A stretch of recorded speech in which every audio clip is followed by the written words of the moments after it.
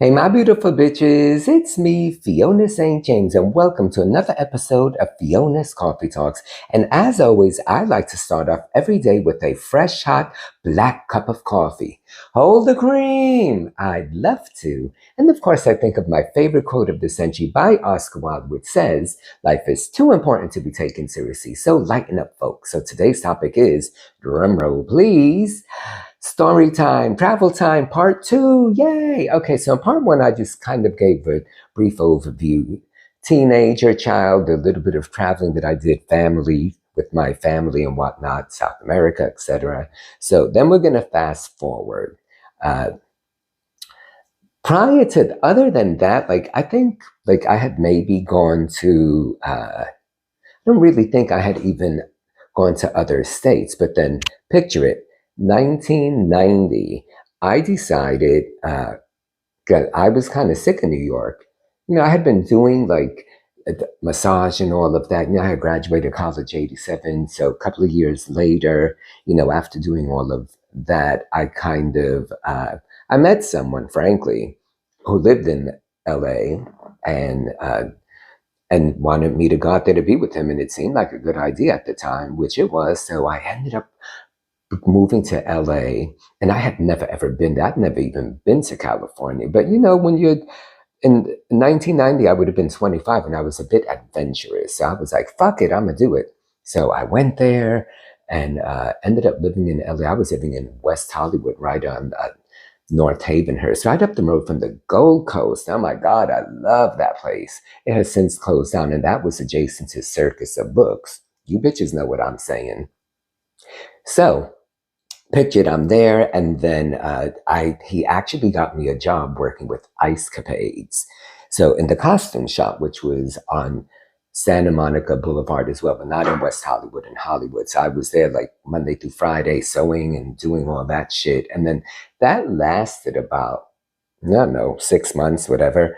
And then because I was living there, I thought, okay, well, I need to get another job. So I was like looking around, no, prior to that job ending, because I was like, let me get something before it finishes. And then the opportunity came up for me to go on tour with them. So Ice Capades at the time had East Company, West Company, and Continental. They've since disbanded, but back then when it was around, I they said, come and do East Company. So I went there, and the tour at the time was Barbie and the Simpsons. So what was appealing for me about that was because it was basically what they call a bus and truck tour. So if we went from city to city, so and it was pretty much in the East Coast. I mean, but we went everywhere from Jersey, obviously, but DC, Boston, Toronto. Uh, we did 12 different cities. I only did the first half of the tour. So, and then pretty much we were on a 2-week vacation. And then the second half, I was like, I'm sick of y'all bitches. And frankly, they were sick of me too. So feeling was mutual.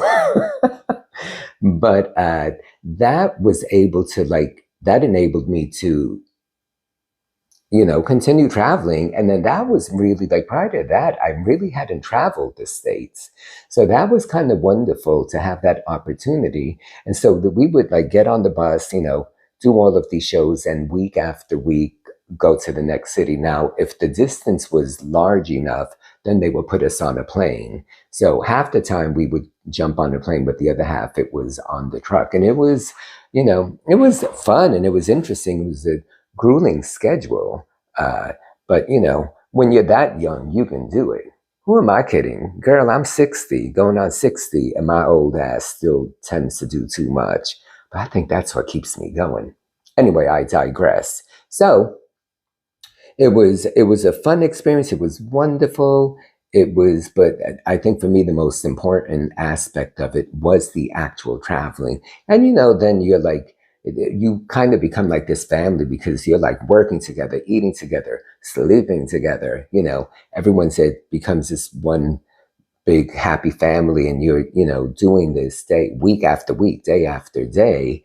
And the best part of it all was that part, the traveling part. We were even I think the tour started in like Duluth, Minnesota. And honey, there ain't much to do in Duluth, Minnesota. But I remember when we were there, like the big thing to do was on a Friday night, go bowling. You can't make the shit up because their bowling alley had a bar. And there weren't too many other bars around. I don't even think it had a gay bar. But honey, any bar is a gay bar if I show up. Just saying. So, anywho, I should have probably had the list of all the different cities. It's in my book. So early on, because I write about that, and it was all these different. It was the first tour, the first half. I think we did maybe like 12 cities, and as I said, I was done with it at that point, and then ended up back in New York. I was having a conversation with a friend the other day, and he asked me, would you ever consider leaving New York City and living elsewhere? Well, I've done that twice in my life. This year, 1990, when I ended up in LA, and then ended up going on tour. And when we had the 2-week break, and I knew I wasn't going back, I came to New York City because I thought, I had been away for quite some time. So I said, let me come back here with the intention of going back to LA. But then I ended up like immediately getting a gig, and then I ended up staying here. And then one other time, years and years later on, I did end up in Palm Springs, but then kind of the same thing happened where like I came back to New York and then immediately got a job, although the intention was to just come for a minute and go back. So New York kind of has that way with me where even if I think I'm going to go elsewhere, I suddenly end up back here. Well, I was born and raised here. They always say, home sweet home, and you always end up back where you started. So talk about full circle. So that's interesting too, because I love traveling. You know, these days I've always said if I'm going to live elsewhere other than New York City, if it's going to be in the States, I've always said San Francisco. And you'll hear about that later on because I've been there like a dozen times. Or like Europe, frankly. Because, honey, sometimes the States feel like I'm in an altered state.